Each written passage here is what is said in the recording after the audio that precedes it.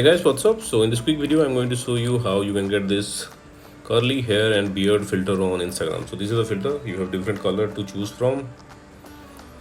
Okay, so this is the effect.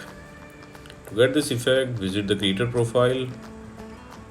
Jordani is the creator of this filter. You can follow him to unlock all his filter to your Instagram camera tray. He's having some awesome filter.